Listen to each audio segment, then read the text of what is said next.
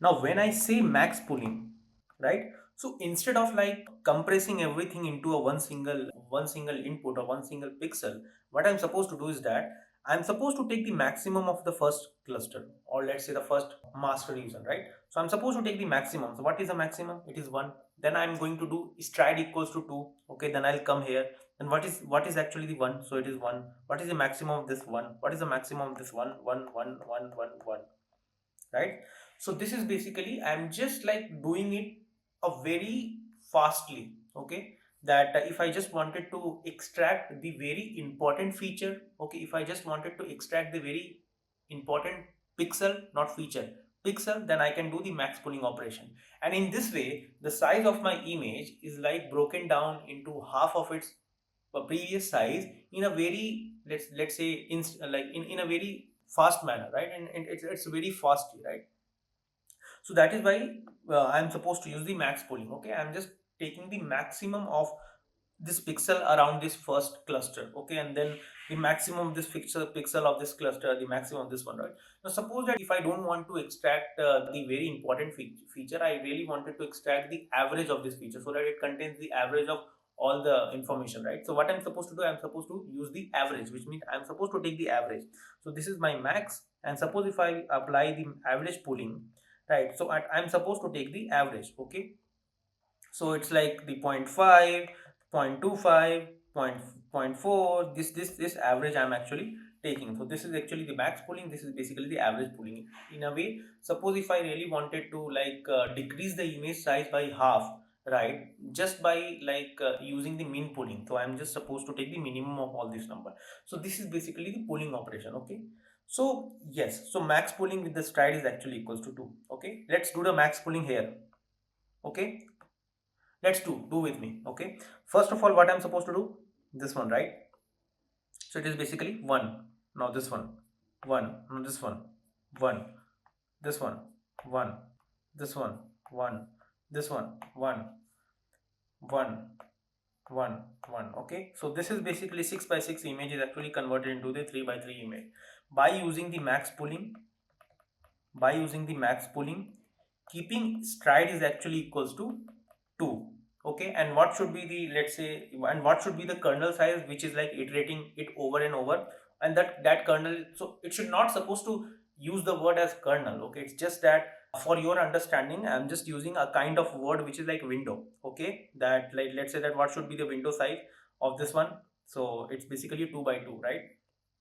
So in this way, I'm actually doing the pooling operation so that the 6 by 6 is converted into the 3 by 3. Okay, now suppose if I actually like increase the window size up to here, let's say 3 by 3. Okay, then you may get some other pixel, you may get some other pixel. Okay, and then suppose if I'm going to do 3 by 3 here, then 3 by 3 here, then 3 by 3 here. See, what I'm telling is this one. So suppose if I'm just increase the pixels, like if I'm just increase the window size of 3 by 3, so this 3 by 3 is converted this one, this one, this one, right?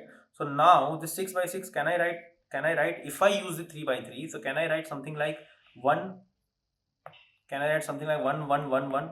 So now it is actually converted into 2 by 2, right? So this 6 by 6 you can convert it into 3 by 3 by using the window size at 2 by 2.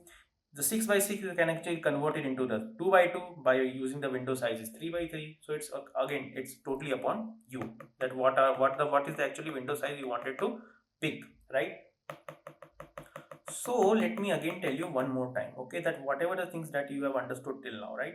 So you have understood about the kernel, you have understood about the filter, you know about the padding. What is padding? Padding is just that suppose if you are not getting your image back, right? So you need to use the padding operation, and you can actually use the padding operation here also, because sometimes what happens is that, like suppose if you are actually like doing the kernel operation over this. Okay, see, so suppose if you're actually extracting some kind of a feature.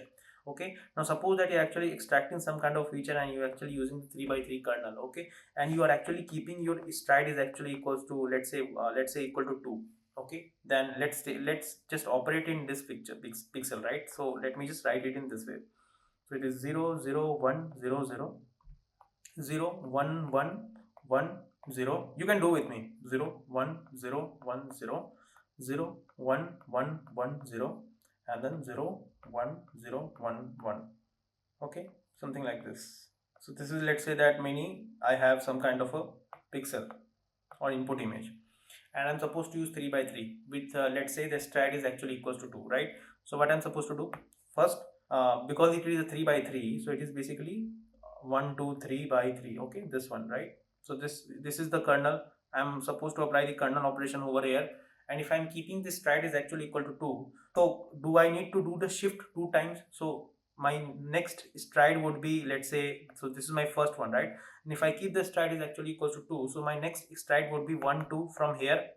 Okay, now suppose that if I keep this, just understand this, if I keep the stride as 3, if I keep the stride as 3, and if I again do the same operation, so this is basically my first one. Okay, and if I keep the stride as 3, so this is my second one from here. Now you may question that there is no input above this, then how can you just do the kernel operation?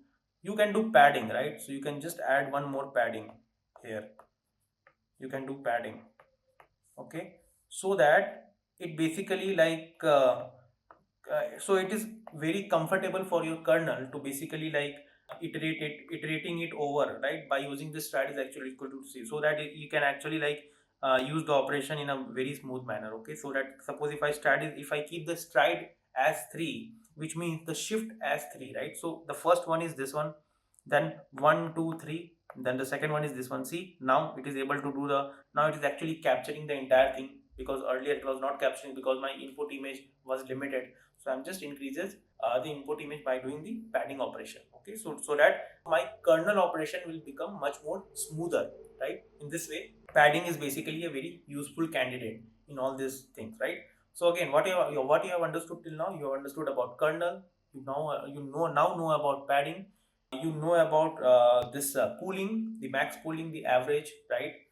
So these things are basically a building block in order to make a convolution neural network. So now, after this topic, let's understand the very interesting topic I'll tell you about, that how to first create a convolution neural network. Okay, and how this input image, right? How this input image is eventually converted into a one encoded format. Okay, so that it would pass it to the neural network. Okay, so that you can actually pass it to the neural network. Okay, so for now you have just understood about the whole ingredients to understand about the CNN. I have not come across, I have not come to CNN part now. Okay, so after this, the upcoming one, you will going to understand about the whole architecture of CNN. Okay, then you would know the entire thing, the entire flow. Okay, these are basically the glossaries which are like the building block in order to make a CNN, the convolution neural network, right? So I hope you'll get it from now. Okay, thank you.